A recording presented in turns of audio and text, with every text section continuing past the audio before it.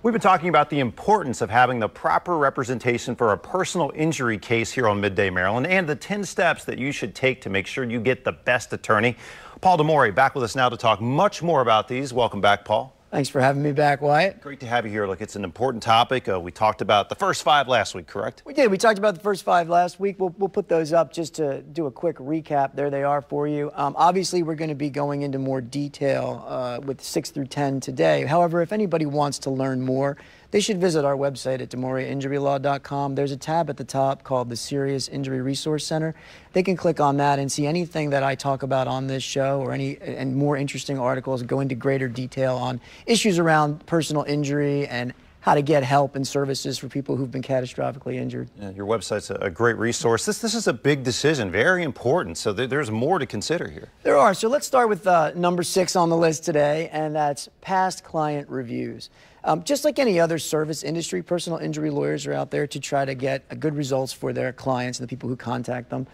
In today's day and age, with the internet, if you want to go to a restaurant, you'll look for a review on Yelp or Google reviews. Sure. Well, lawyers have those too, and most experienced personal injury lawyers will put their client reviews on their websites, and those have to be written by real clients. We can't make those up. Yeah, due diligence. How about lucky 7, so to speak? Number 7 is case value. Okay. This is very important. The lawyer that you contact should have handled cases that are of a similar value to the one that you're coming with. There's a big difference between a $20,000 car accident and a $5 million catastrophic injury case. And when people always want to ask us, well, what's my case worth? Well, no ethical lawyer should tell you exactly what you should expect to recover in your case, because every case is different and the details there's an infinite number of details that can go into it. But your lawyer should be able to discuss with you the recoverable damages that are allowed by law, the damages that relate to your particular injury, and the pros and cons of your case that may factor into how your case could have a similar outcome as other cases that lawyer's handled. But no promises should be made with respect to how much you should be getting. I've seen lawyers lawyer clients into selecting them over other lawyers based on an inflated value of a case, only for the client to find out too late that they were sold basically a bill of goods when it's too late to fix. Order of magnitude. If it's a big case, you need a bigger legal option, no question about it. Correct, but your lawyer should be able to tell you why it is or it isn't a quote-unquote big case. There are a lot of laws that actually factor into that. There's a lot of misinformation out there as to what can actually be recovered in these cases. How about number 8?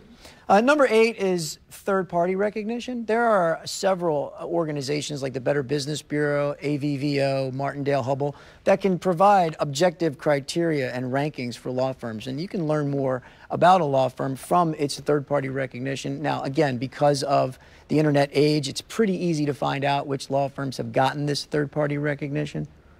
Google, always a powerful tool there to help us. How about the 9th point that we need to consider? The 9th point is any attorney that you consult about your personal injury case should be able to give you a very clear understanding of the timeline of your case, what stages are going to occur, when they're going to occur, and what you can expect from each one. If you don't have a clear understanding of the timeline of your case, you can't be an effective participant in it, and you, as the injured person, are obviously going to be your most important advocate. Time, always a key factor, but we really want to talk about this 10th one, Paul. Okay. The 10th one is, what does the lawyer really care about? If you want a lawyer who really cares about you, it's pretty easy to find out if that's the person that you want. Go to the lawyer's Facebook page, go to their Twitter account, go to their website. You can see if that lawyer puts their money where their mouth is. Are they contributing, giving back to the community? What sorts of charities or charitable organizations do they care about? And you'll get a pretty good sense pretty quickly as to whether you're talking to a person who cares more about you than what your case might be worth. Oh, it's the professional and the person. We're glad to have you here. Attorney Paul Demore, thanks so much for coming in again. Thanks for having me again. Yeah, it's been some great information, and we are back with more Midday Maryland right after this. Stay tuned.